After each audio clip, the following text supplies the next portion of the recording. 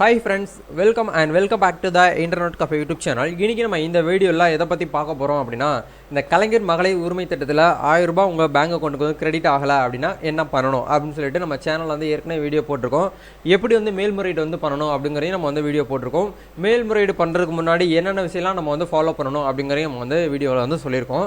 அத பார்த்துட்டு நிறைய நபர்களுக்கு வந்து bro எங்க வீட்ல இதுவரைக்கும் யாருமே வந்து இன்கம் டாக்ஸ் அதாவது வருமான வரி வந்து தாக்கல் யாருமே பண்ணல. ஆனா நாங்க ஸ்டேட்டஸ் செக் பண்ணதுல உங்க வீட்ல ஒருத்தவங்க வந்து வருமான வரி தாக்கல் செஞ்சிட்டு இருக்கிற காரணத்தினால உங்க அப்ளிகேஷன் வந்து இதுல வந்து ஏற்றுக்கொள்ளப்படாது அப்படிங்கிற மாதிரி ஸ்டேட்டஸ் வந்து வருது. இதுக்கு நான் என்ன பண்ணணும் அப்படிங்கறத வந்து கேட்டிருக்காங்க. இதுக்கு உங்களுக்கு சரியான ஒரு விளக்கத்தை வந்து கொடுக்கணும் அப்படிங்கிறதுக்காக தான் இந்த வீடியோ வந்து ஷேர் பண்ணிருக்கேன்.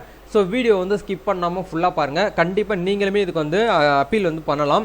அப்பீல் பண்ணுறதுக்கு ஒரு டாக்குமெண்ட் கண்டிப்பாக நம்ம வைக்கணும். இது எங்கள் வீட்டில் இது வரைக்கும் நாங்கள் வந்து யாருமே இன்கம் டேக்ஸ் வந்து பே பண்ணவே கிடையாது அப்படின்னு சொல்லிட்டு கவர்மெண்ட்டுக்கு நீங்கள் வந்து ஒரு ப்ரூஃபாக வந்து கொடுக்கணும். அந்த ப்ரூஃபுக்கு எதை வந்து அட்டாச் பண்ணணும், அது எப்படி வந்து ஃபில் பண்ணுறது, வருவாய் கோட்டாட்சி இருக்குது, எப்படி நம்ம சரியான முறையில் வந்து நம்மளோட அப்பீல் வந்து பண்ணுறது அப்படிங்கிறத இந்த வீடியோவில் வந்து பார்க்க போகிறோம். வீடியோ வந்து ஸ்கிப் பண்ணாமல் ஃபுல்லாக பாருங்கள்.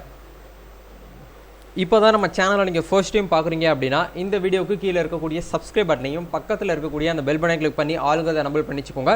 நம்ம சேனல்லேருந்து போஸ்ட் பண்ணக்கூடிய ஒவ்வொரு லேட்டஸ்ட் இன்ஃபர்மேஷன் எல்லாமே உங்களுடைய மொபைல் நோட்டிஃபிகேஷனில் கிடைக்கும். Okay fine. இப்போ நீங்கள் ஸ்க்ரீனில் பார்க்குற மாதிரி உங்களுக்கு நோட்டிஃபிகேஷன் வந்து வந்திருக்கு. அதாவது நீங்கள் ஸ்டேட்டஸ் செக் பண்ணி பார்க்கும்போது உங்களுடைய வீட்டில் வந்து வருமான வரி தாக்கல் செய்பவர்கள் இருக்கிறாங்க அப்படின்னு சொல்லிட்டு உங்களுக்கு மெசேஜ் வருது அப்படின்னா நீங்கள் என்ன பண்ணலாம் அப்படிங்கிறத சொல்கிறேன். ரொம்ப சிம்பிளாக பண்ணிக்கலாம். ஏன்னா நீங்கள் வந்து உண்மையாக தான் கவர்மெண்ட்டுக்கு சொல்ல போகிறீங்க, சரிங்களா? எந்த ஒரு ஃபேக்கான நியூஸும் நீங்கள் வந்து சொல்ல போகல. அப்படிங்கிறதுனால வருவாய் கோட்டாட்சி இருக்குது, உங்கள் தாலுகாவில் இருக்கக்கூடிய வருவாய் கோட்டாட்சி இருக்குது. நீங்கள் தாராளமாக ஒரு மனு மாதிரி எழுதலாம். அந்த மனு நீங்கள் மேனுவலாக எழுத தேவையில்லை. ஏற்கனவே வந்து பார்த்தீங்கன்னா ஒரு ஃபார்மெட் மாதிரி நம்ம வந்து ரெடி பண்ணி வச்சுருக்கோம், சரிங்களா? அதுக்கான லிங்க் டிஸ்கிரிப்ஷனில் கொடுத்துருக்கேன். இந்த ஃபார்ம் வந்து டவுன்லோட் பண்ணணும்னு நீங்கள் ஆசைப்பட்டீங்கன்னா வீடியோக்கு கீழே லிங்க்கில் போய்ட்டு நீங்கள் டவுன்லோட் பண்ணிக்கலாம். அதுக்கான லிங்க் டிஸ்கிரிப்ஷனில் இருக்குது, சரிங்களா? இந்த இடத்துல அனுப்புனர் அப்படிங்கிற இடத்துல உங்களுடைய பேர், அதாவது ஃபேமிலி ஹெட்டோடைய பேர் வந்து போட்டுக்கோங்க. அவங்களுடைய அட்ரஸ் இந்த இடத்துல போட்டுட்டு வருவாய் கோட்டாட்சியர் அலுவலகம் மதுரைனா மதுரை, நீங்கள் எந்த தாலுகாவில் இருக்கீங்களோ அந்த தாலுகாவை கரெக்டாக அந்த இடத்துல போட்டுருங்க. போட்டு முடிச்சதுக்கப்புறம் பொருள் அப்படிங்கிற இடத்துல கலைஞர் மகளிர் உரிமை திட்டத்தின் உரிமை தொகை விண்ணப்பம் தள்ளுபடி செய்யப்பட்டதாக மேல்முறையீடு செய்தல் தொடர்பாக அப்படின்னு சொல்லிட்டு பொருளை வந்து நீங்கள் வந்து போட்டுக்கோங்க. இது ஏற்கனவே டிஃபால்ட்டாக இருக்கும். மதிப்பிற்குரியர் நான் மேற்கண்ட முகவரியில் வசித்து வருகிறேன். என்னுடைய குடும்ப அட்டை எண், அந்த ஸ்டார்டிங்கில் 333 ஸ்டார்ட் ஆகும்ல, ஸ்மார்ட் ரேஷன் கார்டில் இருக்கும்ல, அந்த நம்பர் அந்த இதில் கரெக்டாக போடுங்க. எனது அட்டை எண் ஆகும். இந்த குடும்பத்தில் தலைவியாக உறுப்பினராக நான் உள்ளேன். கலைஞர் மகளிர் உரிமை திட்டத்தின் கீழ் வழங்கப்படும் உரிமை தொகையினை கோரி விண்ணப்பித்திருந்தேன். என்னுடைய விண்ணப்பம் வருமான வரி செலுத்துவதாக நிராகரிக்கப்பட்டுள்ளது.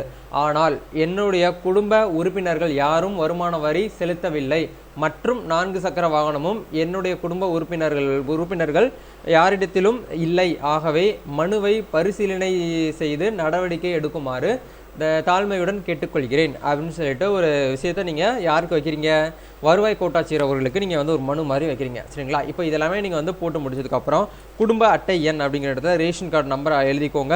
ஆதார் கார்டு அப்படிங்கிற இடத்துல யாருக்கு வந்து மேல்முறையீடு, அதாவது அப்ளிகண்ட்டாக யாரோ வராங்களோ அவங்களுடைய ஆதார் கார்டு இந்த இடத்துல கொடுங்க.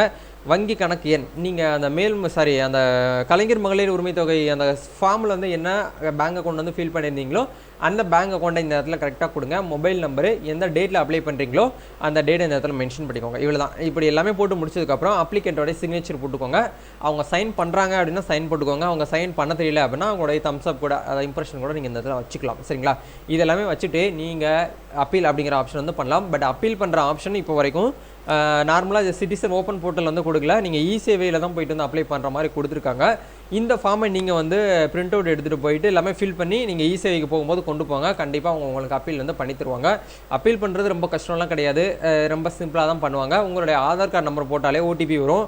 அந்த ஓடிபி நீங்கள் லாகின் பண்ண உடனே உங்களுக்கு இந்த மாதிரி ஒரு ஃபார்ம் வந்து வந்துடும். நீங்கள் உங்களுடைய அப்ளிகேஷனில் வந்து என்ன எரர் இருக்குது அப்படிங்கிறத உங்களுக்கு இந்த இடத்துல காமிச்சிருவாங்க. என்ன காரணத்தினால உங்கள் அப்ளிகேஷன் வந்து ஏற்கவில்லைன்னு சொல்லிட்டு வந்துடும்.